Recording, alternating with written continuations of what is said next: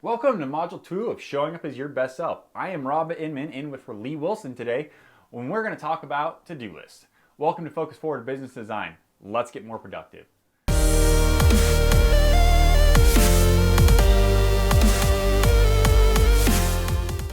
To-do lists come with a ton of controversy between influencers, business leaders, university business instructors, as well as anyone who has ever used one. Everyone has their own opinion on how to best use a to-do list, or if it's even productive to use one at all. Maybe it's better just to ditch the whole to-do list and focus on priority items that only accelerate your success, goal completion, as well as joy and personal advancement goals. I truly don't believe there is a right or wrong answer, and this decision is entirely up to you based on what works best for you. However, I am consistently hearing people who truly have anxiety over this crazy list that seems to have more control over their days than anything else. What that tells me is that even though I do believe there are a number of ways to handle the daily and weekly chores as well as the errands that must be done, people are not looking at all the options available to them to truly define the best system for them. In order to try and make some sense of this necessary evil, I'm going to go through 4 solutions for the to-do list. I encourage you to take good notes and see if there's one that resonates with you more than another one. Give it a try. Another option that I really like to try is try each one for a couple days. One day is not enough to give anything a fair chance, and likely that first day will come with some frustration, as it usually does when we try to implement anything new into our life. Most of us are creatures of habit, even if that habit is not best serving us. So again, give it a couple days before passing judgment too harshly. The goal is that by the end you're done, you'll have a good understanding of what each system is capable of and if it works for you or not. All right, let's get into it.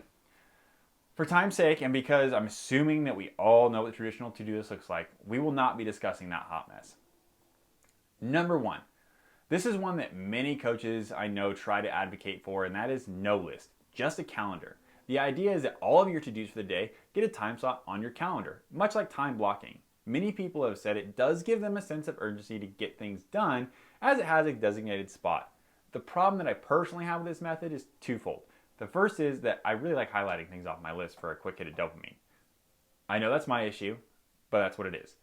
But the larger issue is that I'm a big believer in using our calendar for time blocking of big rock projects, uninterrupted time.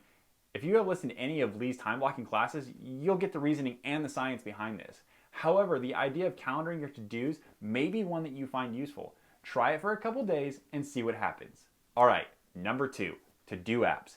Since we are all now living in the land of apps where we can order and do and be entertained in a variety of different ways with a simple app on our phone, it's no surprise that there are 100 different apps out there to organize your to-dos. I have used a number of these apps, and I must admit, some of them do some pretty cool things. Others, however, do little more than what a piece of paper and a highlighter can. I would recommend checking a few out if this is the direction that appeals to you, as some have the capability to organize your tasks with color coding and a variety of other cool tactics. Many of the people that I spoke with, though, thought the app was cool. After a day or so, then the shiny wore off and they forgot they had it and found themselves with sticky notes back in their life stuck to their computer with all of their to-dos.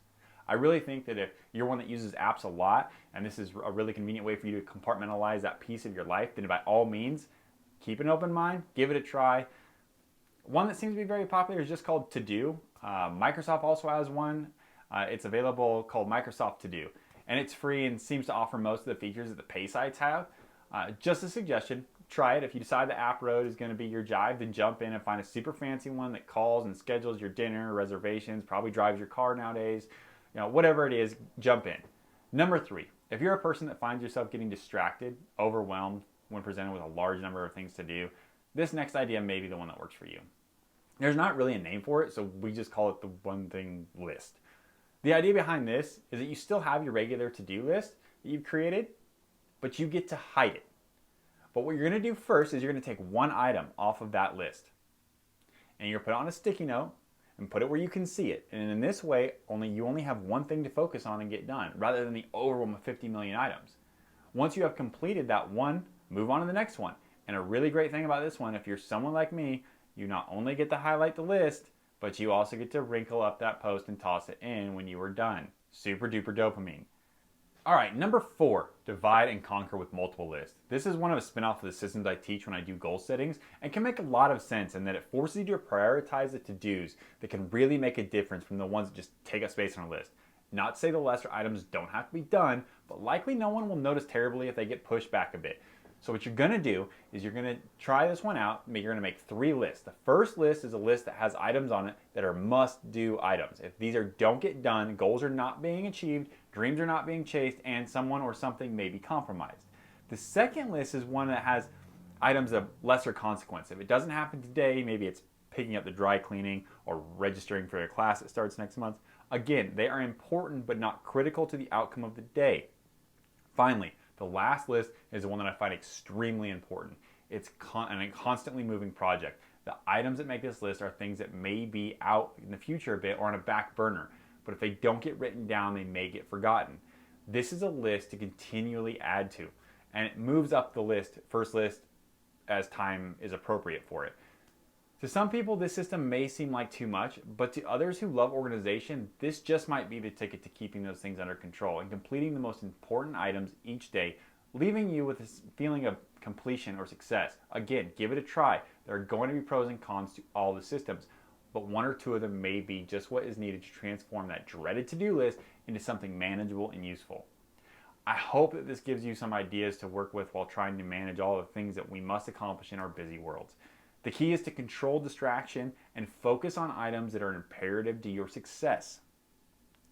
Please share this with 5 of your friends that are looking to improve their lives and better themselves just as you are. If you have any questions or comments, I encourage you to leave them below so that we can answer them personally and respond and get your answers to you. Remember that it is always your choice to focus forward.